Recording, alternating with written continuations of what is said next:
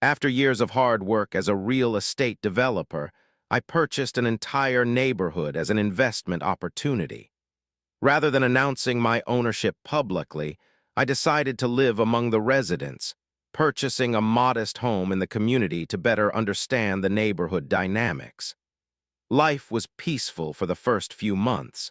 I enjoyed walking through the tree-lined streets, greeting neighbors, and attending community events. The homeowners association seemed functional, if a bit strict, but I kept my identity as the property owner private, wanting to experience the community as a regular resident would. My name is Thomas Reeves.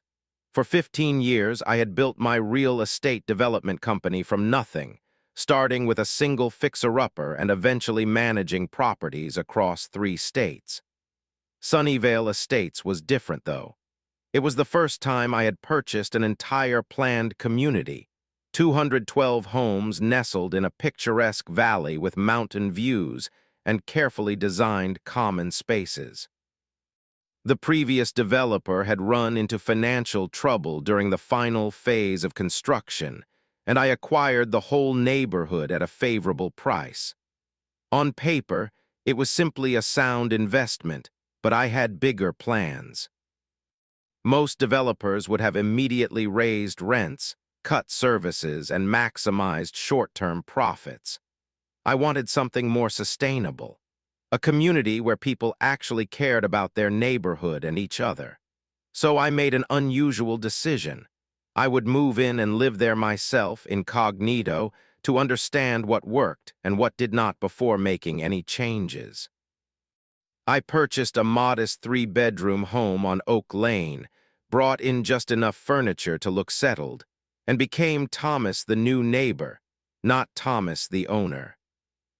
The first few months were genuinely pleasant. I joined the neighborhood running group on Saturday mornings. I attended the monthly community cookouts. I even helped Mrs. Patel next door set up her garden irrigation system. The homeowners association was run by a retired school teacher named George who seemed reasonable if somewhat rigid about the rules. "Everything in moderation," he would say at meetings. "We just want to maintain property values and community standards." The tranquility shattered when a new HOA president was elected, a woman named Marjorie Kensington, whom residents had already nicknamed HOA Karen behind her back. During her first meeting, she strutted around the community center like she owned the place, introducing ridiculous new regulations about lawn ornaments, parking restrictions, and even what colors residents could paint their mailboxes. I observed silently from the back row, taking mental notes on her management style and the community's reaction. Little did she know, the quiet man sitting in the corner actually held the deed to every property in the development, including the very ground beneath her feet. George had stepped down for health reasons, and Marjorie had run unopposed. Her campaign promises of elevating community standards and protecting investment values sounded reasonable enough. But the transformation once she gained power was immediate and alarming. At her first meeting as president, she arrived in a tailored suit with a leather portfolio embossed with her initials. Everything about her demeanor conveyed that she was in charge now. "Our community has been sliding into mediocrity," she announced, packing before the residents gathered in the community center. "Drive through truly prestigious neighborhoods and then drive through ours. The difference is discipline and standards." She slapped down a 3-inch binder she called the Enhanced Community Guidelines. Over the next hour, Marjorie outlined changes that bordered on absurd. Garbage cans could only be placed at the curb between 6:00 and 6:15 a.m. on collection days. Christmas lights were permitted only from December 15 to December 31. Mailboxes could only be painted one of 3 pre-approved shades of black or brown, and lawn ornaments were banned entirely except for American flags on designated holidays. I watched residents' expressions shift from confusion to concern as she continued. A retired man raised his hand to ask about his bird feeders. Marjorie cut him off. Section 4, paragraph 12 clearly prohibits wildlife attractions as they bring unwanted animals into our pristine environment. When an elderly woman timidly questioned the garbage can timing because of her arthritis, Marjorie suggested she plan ahead better or consider assisted living. The room fell silent after that. As I walked home that evening, several neighbors whispered about HOA Karen and her power trip. I made mental notes of everything, considering how I might eventually address these issues as the actual owner. But I was not ready to reveal myself yet. I wanted to understand the full extent of the situation first. How far would Marjorie go, and how many residents would stand up to her? The answers, I would soon discover, were shockingly far and almost none. The quiet man in the corner had much to learn before taking action. The trouble began when I planted a small vegetable garden in my backyard. According to the original HOA guidelines, gardens were perfectly acceptable as long as they were maintained. However, Marjorie had secretly amended the rules without proper voting procedures. One evening, I returned home to find a violation notice taped to my door with a $250 fine for unauthorized landscaping modifications. The notice came with photos of my garden and a 48-hour ultimatum to remove it or face additional penalties. My garden was nothing extravagant, just 4 raised beds with tomatoes, peppers, herbs, and some zucchini. I had specifically reviewed the HOA guidelines before installing them, confirming that vegetable gardens were permitted in backyards as long as they were well-maintained and not visible from the street. Mine was both, partially hidden by a decorative lattice I had installed. The violation notice featured close-up photographs that could only have been taken by someone standing directly in my backyard.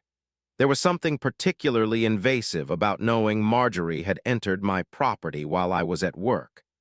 The notice cited Section 8.3, Prohibition of Agricultural Activities in Residential Zones, a section that had not existed in the guidelines I had reviewed just weeks earlier. I examined the community bylaws that evening and discovered that amendments required a 2/3 vote from the board and formal notification to all residents at least 30 days prior to enforcement. Neither had occurred. This was not just petty tyranny, it was procedurally improper. Still, I decided to follow proper channels before escalating the situation. Instead of immediately revealing my ownership, I decided to follow proper channels first. I attended the next HOA meeting to dispute the violation. When I raised my hand to speak, Marjorie dismissed me with a condescending wave. "The rules are the rules," she declared, smirking at the board members flanking her. "If you cannot afford to live in a community with standards, perhaps you should consider moving elsewhere." The room fell uncomfortably silent. Several neighbors averted their eyes, clearly intimidated by her. That was when I realized this was not just about my garden. Throughout the meeting, I learned that several elderly residents had received similar outrageous fines, and a single mother had been threatened with foreclosure over holiday decorations that remained up 3 days after the permitted period. I left the meeting determined to document everything. Marjorie had no idea who she was dealing with. The community center was unusually crowded that evening, with almost 40 residents in attendance rather than the usual 10 or 12. I took a seat in the back, violation notice and bylaws in hand. When the meeting reached the resident concerns portion of the agenda, I raised my hand. Marjorie's eyes narrowed slightly as she recognized me. "Yes, Mr. Reeves, but please be brief. We have many items to cover tonight," she said, checking her watch theatrically. I stood, holding up the violation notice. I would like to address this fine for my vegetable garden. The section cited 8.3 was not part of the bylaws when I installed the garden. According to our governing documents, amendments require. Mr. Reeves, Marjorie interrupted, the board is not required to consult with every resident about necessary updates to community standards. The prohibition on unsightly vegetation was always implied in the general landscaping guidelines. With respect, Ms. Kensington, there is nothing implied about proper procedure. The bylaws explicitly state. She cut me off again with a dismissive wave. The rules are the rules, Mr. Reeves. The board has made its decision. If you cannot afford to live in a community with standards, perhaps you should consider moving elsewhere. Her smile never reached her eyes as she scanned the room, daring anyone else to challenge her. The silence that followed was deafening. Several neighbors looked down at their hands. Others pretended to check their phones. No one wanted to be Marjorie's next target. As the meeting continued, I remained seated, listening carefully. Elena Rodriguez, a single mother of two who lived on Maple Street, attempted to explain that her children's birthday decorations had been mistaken for holiday decorations in her violation notice. Marjorie informed her that all external celebratory displays were now limited to 24 hours and required pre-approval forms submitted 14 days in advance. Most disturbing was the exchange with Walter Simmons, an 82-year-old widower who had received a $500 fine for landscape neglect after being hospitalized for pneumonia for 2 weeks. His voice shook as he explained he was on a fixed income. Marjorie suggested he budget better or hire proper maintenance staff if he could not physically maintain his property. I left that meeting with a cold determination forming in my chest. This was not just about my garden or even about proper procedure. This was about a woman systematically bullying vulnerable residents, particularly targeting those she perceived as unlikely or unable to fight back.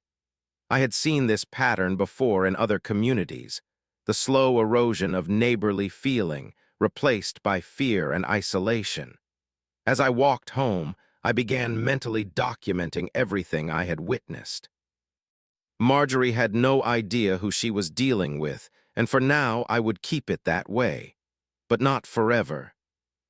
Over the next few weeks, the situation deteriorated rapidly. Marjorie began conducting daily inspections of my property, finding imaginary violations everywhere she looked. Fines accumulated on my account, improper trash can placement, unapproved mailbox design, and even excessive water usage for maintaining my garden during a hot spell. When I installed security cameras to document her harassment, she issued a violation for unapproved exterior modifications and demanded their immediate removal. The pattern became predictable yet increasingly absurd. Every 3 days, like clockwork, a new violation notice would appear on my door. Monday it was landscape border stones exceeding permitted height by 0.75 inches. Thursday brought a citation for non-approved window coverings visible from street, because my bedroom curtains were navy blue instead of the apparently mandatory beige or white. By the following Monday, I was being fined for atmospheric disruption because smoke from my weekend barbecue had allegedly disturbed neighbors, though none had complained. I began documenting everything meticulously. I installed security cameras discreetly inside my windows, technically interior modifications beyond HOA jurisdiction. The footage they captured was revealing. Marjorie would drive slowly past my house multiple times daily. On 3 occasions, she entered my backyard with a measuring tape and camera, photographing everything from the height of my grass to the spacing between my garden beds. When she discovered my cameras, the reaction was swift. A special delivery violation notice arrived with an $800 fine for unauthorized surveillance equipment installation and a demand for immediate removal.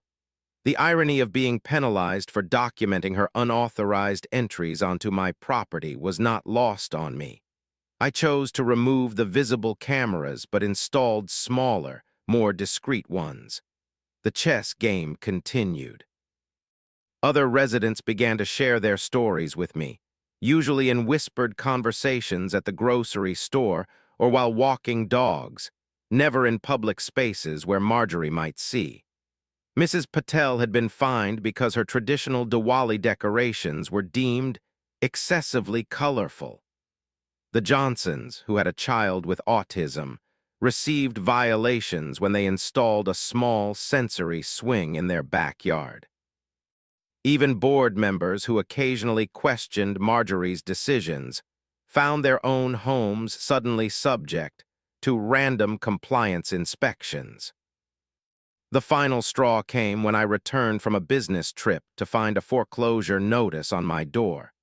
According to the paperwork, my accumulated fines had triggered the HOA's right to begin eviction proceedings.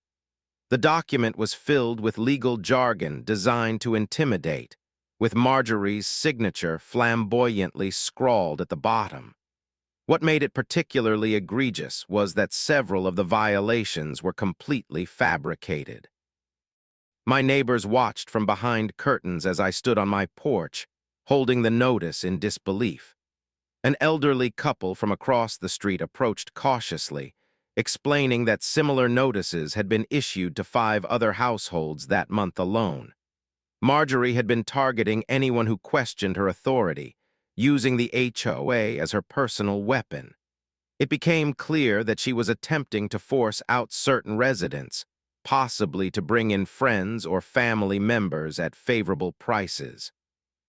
That night, I made several phone calls, first to my attorney, then to my business partners. It was time to reveal who really owned Sunnyvale Estates. I had been away in Seattle for 3 days, meeting with potential investors for a new development project. The trip had been productive, and I returned home feeling optimistic until I saw the official-looking document taped prominently to my front door. The paper was intimidating, heavy bond stock with legal letterhead and multiple stamped sections in red. In bold capitals across the top, Notice of Foreclosure Proceedings. My hands actually trembled as I read it, not from fear but from disbelief at the audacity. According to the document, my accumulated unpaid HOA fines and fees totaling $4,750 had triggered the association's right to place a lien on my property and begin foreclosure proceedings. I had 14 days to pay in full or vacate the premises. The itemized list included violations I had never even received notices for: repeated noise ordinance violations, unauthorized commercial activity, presumably my work calls from home, and most outrageously, sustained pattern of hostile behavior toward HOA leadership. As I stood on my porch reviewing the document, I became aware of curtains twitching in neighboring windows. Residents were watching, but none approached, none except Harold and Edith Connors, an elderly couple from across the street. They crossed the road slowly, Harold using his cane deliberately as they made their way to me. "We saw the notice," Edith said softly, glancing nervously up and down the street. "We got one last week." Harold nodded grimly. 5 households this month alone. The Patels, Elena and her kids, old Walter, us, and now you, all people who spoke up at meetings. "She cannot actually foreclose over garden height or curtain colors," I said, still staring at the document. "She already started proceedings against Walter," Edith whispered. "He's staying with his daughter now, did not want the stress with his heart condition." It was then Harold said something that chilled me. "Someone bought the Sanderson place last week. Listed for 3 days, sold well under market to someone named Kensington. Marjorie's brother, we think. The pieces clicked into place. This was not just petty tyranny, it was a calculated scheme. Force out residents with fabricated violations, create distressed sales, then bring in friends and family to purchase at below-market rates. The classic real estate scheme, except it was happening in my neighborhood on my property. "Thank you for telling me," I said to the Connors. "Please go home now. Things are about to change around here." That night, I made 3 phone calls. The first was to my attorney, Patricia Lockhart, who had handled my real estate transactions for over a decade. The second was to my chief financial officer, requesting all documentation on the Sunnyvale Estates purchase. The third was to my private investigator, a former FBI agent who specialized in financial crimes. As I hung up the phone after the final call, I stood at my kitchen window looking out at the quiet streets of the neighborhood, my neighborhood in every legal sense. I had remained anonymous to understand the community dynamics, to be just another resident. But Marjorie Kensington had forced my hand. It was time to reveal who really owned Sunnyvale Estates and exactly who she had been trying to evict. Before confronting Marjorie directly, I needed to understand the full extent of her misconduct. I hired a private investigator to dig into the HOA's financial records and Marjorie's personal history. What we uncovered was shocking. The association's reserve fund, which should have contained over $300,000 for community maintenance, had suspicious withdrawals coinciding with Marjorie's luxury car purchase and Mediterranean vacation. She had been siphoning community funds while raising fees and fines to cover the shortfall. My investigator, Frank Donovan, was thorough and discreet. A former forensic accountant for the FBI, he knew exactly where to look and which questions to ask. I gave him temporary access to my property management systems and all the legal documentation for Sunnyvale Estates, then turned him loose on Marjorie's operation. Within a week, he delivered his preliminary findings in a secure digital folder. The contents were worse than I had imagined. The HOA's financial statements showed that when Marjorie took over, the reserve fund contained $328,472, money collected from residents over years for major repairs, road maintenance, and community improvements. 6 months later, that fund had dwindled to just under $98,000. The official minutes claimed the withdrawals were for emergency infrastructure repairs and essential community improvements, but Frank could find no evidence of major work being done. What he did find were some very interesting coincidences. A withdrawal of $62,000 occurred 3 days before Marjorie purchased a new Mercedes-Benz SUV. Another $48,000 disappeared just before her 3-week Mediterranean cruise. The pattern was unmistakable. Most disturbing was how she covered the shortfall. HOA fee increases of 40% had been pushed through as necessary adjustments to meet maintenance requirements. When that proved insufficient, the aggressive fining system began, targeting residents seemingly at random, though with a distinct pattern of focusing on the elderly, single parents, and those Frank confirmed had fixed or limited incomes. Meanwhile, I quietly reached out to other victimized residents, collecting their stories and documentation. An elderly widower showed me how his fixed income was being decimated by arbitrary fines. A young family with a child with disabilities had been denied reasonable accommodation for a wheelchair ramp. Each story fueled my determination.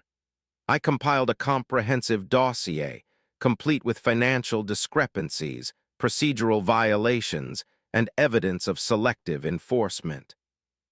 Most damning were the audio recordings from HOA meetings where Marjorie openly mocked residents who could not afford to pay their fines, calling them undesirable elements she intended to remove from her community. My investigator also discovered that Marjorie had a history of similar behavior in 2 previous communities before residents had forced her to resign. This pattern of abuse had to stop, and I was uniquely positioned to end it permanently.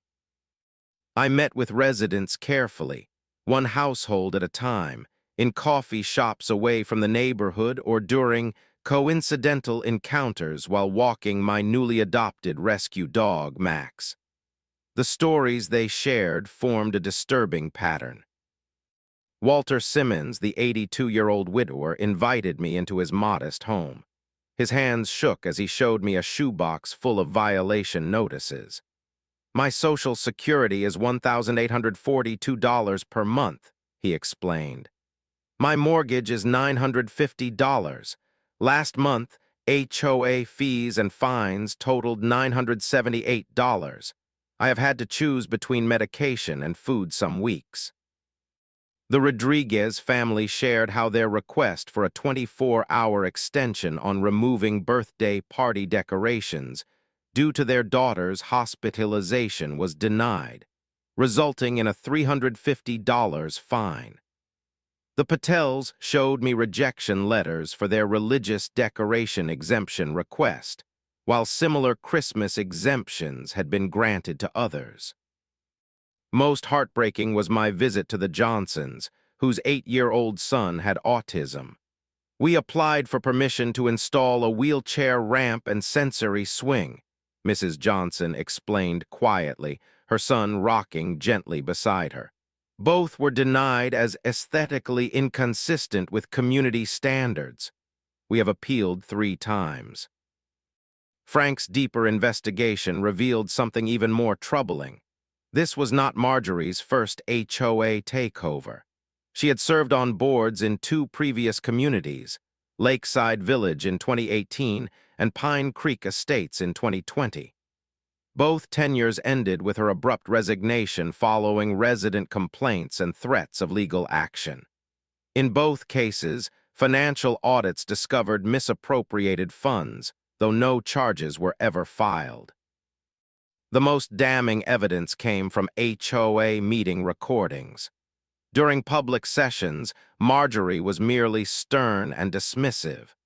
But in executive board meetings, which one sympathetic board member secretly recorded, her true intentions became clear.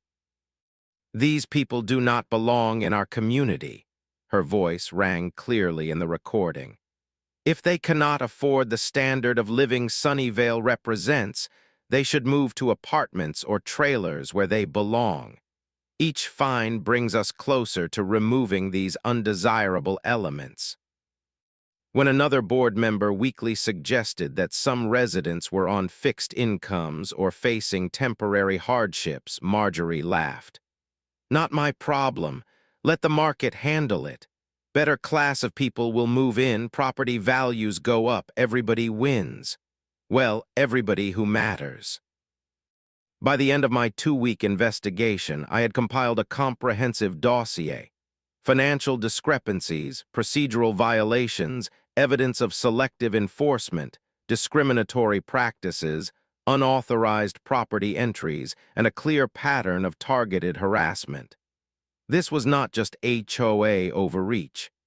This was systematic abuse of power with potentially criminal implications. The pattern was clear, the evidence overwhelming. Marjorie Kensington had been systematically driving out vulnerable residents through fabricated violations and excessive fines, creating financial distress, then facilitating below-market sales to connections within her network. Meanwhile, she was skimming thousands from community funds for personal luxury expenses. This pattern of abuse had to stop, and I was uniquely positioned to end it permanently, not just for current residents, but to ensure it never happened again. The quiet man in the corner was about to make some very loud noise. Armed with evidence and legal strategy, I began my counteroffensive. First, I filed formal complaints with the State Housing Authority regarding discriminatory practices and financial mismanagement. Then, I scheduled a special community meeting, sending invitations to every household except Marjorie's. The community center was packed that evening as I stood before my neighbors, introducing myself not as just another resident, but as the principal owner of Sunnyvale Development, LLC, the company that owned the entire neighborhood.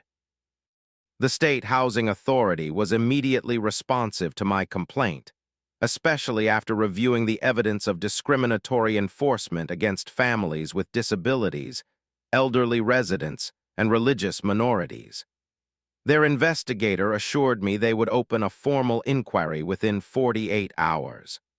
My attorney filed additional complaints with the State Attorney General's Consumer Protection Division, the County District Attorney, and the State Real Estate Commission.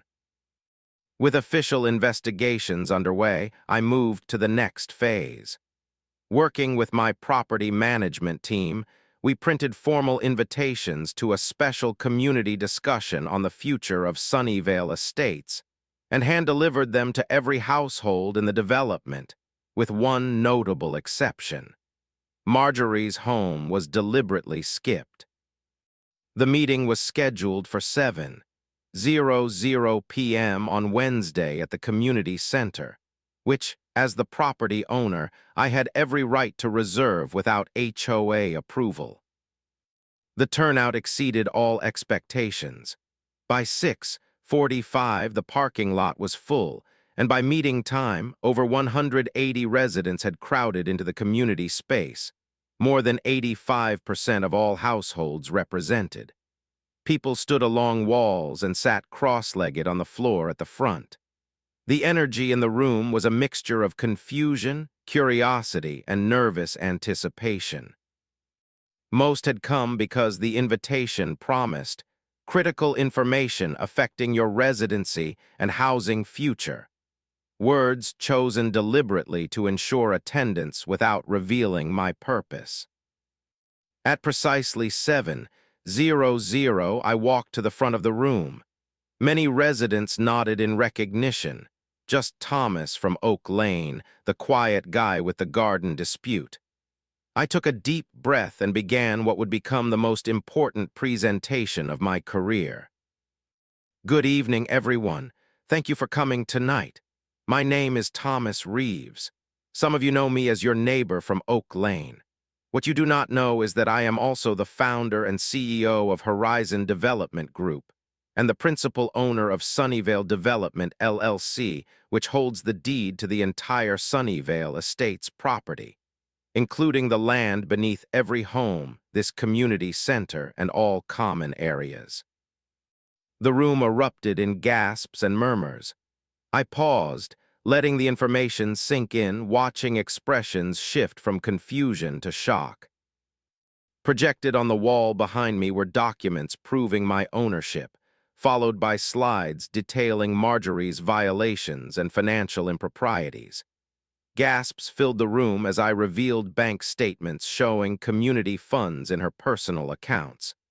I have lived among you to understand what makes this community special, I explained, and I have witnessed how one person has damaged that community through intimidation and abuse of power.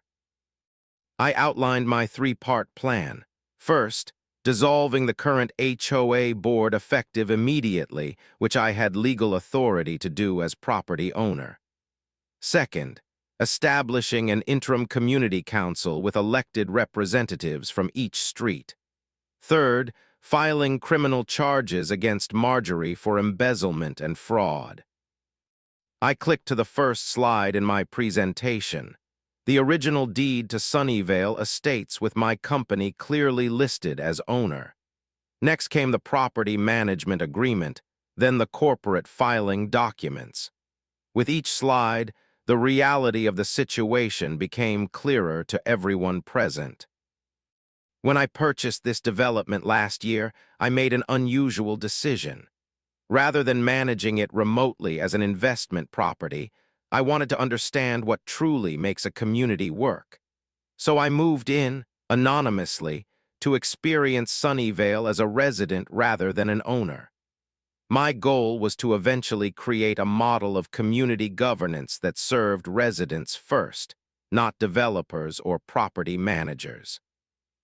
I clicked to the next section of slides, financial statements showing the alarming discrepancies in the HOA accounts, followed by bank records Frank had obtained showing deposits to Marjorie's personal accounts correlating with HOA fund withdrawals. What I discovered instead was a systematic abuse of power that threatens everything this community could be. Over the past months, I have witnessed and documented numerous violations of HOA bylaws, state housing regulations, and possibly criminal statutes. For 20 minutes, I methodically presented the evidence. The unauthorized rule changes, discriminatory enforcement patterns, financial misappropriations, and targeted harassment campaigns. With each revelation, the mood in the room shifted from shock to outrage. I have lived among you to understand what makes this community special, I explained, my voice softening. And I have witnessed how one person has damaged that community through intimidation and abuse of power. Today, that changes. I outlined my three-part plan, clicking through slides that detailed each component. First, as the legal property owner, I am exercising my right under the master deed to dissolve the current HOA board, effective immediately. All current fines are suspended pending review, and all foreclosure proceedings are halted. Applause erupted, with several residents openly weeping with relief. Second, we will establish an interim community council with elected representatives from each street, who will work with my team to create a new, transparent governance structure with appropriate checks and balances. Third, my company has filed formal criminal complaints against Marjorie Kensington for embezzlement, fraud, and abuse of authority. Civil action will follow to recover misappropriated funds. When one resident asked why I had not stepped in sooner, I explained that I needed irrefutable evidence to ensure Marjorie faced proper consequences. This is not just about removing one bad actor, I said. This is about creating systems that prevent such abuse from happening again. As the meeting concluded, neighbors who had barely spoken to each other under Marjorie's reign of terror were exchanging phone numbers and forming committees. The community was coming alive again, united against a common adversary. A woman in the back raised her hand. "Why did you not step in sooner? Some of us have suffered for months." It was a fair question, and one I had anticipated. I needed irrefutable evidence to ensure proper consequences and lasting change. Had I simply removed Marjorie without documenting the extent of her actions, she could have portrayed herself as a victim and potentially continued similar behavior elsewhere. More importantly, we would have missed the opportunity to identify the systematic flaws that allowed such abuse to flourish in the first place. I gestured to the room around us. This is not just about removing one bad actor. This is about creating systems that prevent such abuse from happening again, here or anywhere else. That required understanding the full scope of the problem before implementing solutions. As the meeting continued, residents began sharing their experiences openly, many for the first time realizing they were not alone in their treatment. Phone numbers were exchanged, impromptu committees formed to address specific issues: financial auditing, bylaw revision, community events planning. People who had become isolated under Marjorie's reign were reconnecting, offering support and assistance to those most affected. Elena Rodriguez volunteered to head the committee for reviewing all pending violations. Walter Simmons was unanimously nominated to serve as the Elder Affairs representative. The Johnsons were asked to consult on accessibility requirements for common areas. The room buzzed with energy and purpose. As the meeting concluded nearly 3 hours after it began, I watched neighbors who had barely spoken to each other in months walking out together, deep in conversation, making plans. The community was coming alive again, united against a common adversary and committed to building something better in the aftermath. What none of us knew was that our unity would be tested much sooner than expected. As residents departed the meeting, my phone buzzed with a security alert from my home system. The cameras showed Marjorie Kensington marching up my driveway, violation notice in hand, face contorted with rage. The confrontation was coming, and much sooner than I had planned. The next morning, Marjorie stormed across my lawn, waving a new violation notice about an unapproved community meeting. She had no idea that several neighbors were discreetly recording from their windows, capturing what would become her final performance as HOA president. I invited her inside, where my attorney and 2 police officers were waiting. The color drained from her face as I placed my property deed and business cards on the table. I had barely slept that night, coordinating with my attorney and security team to prepare for the inevitable confrontation.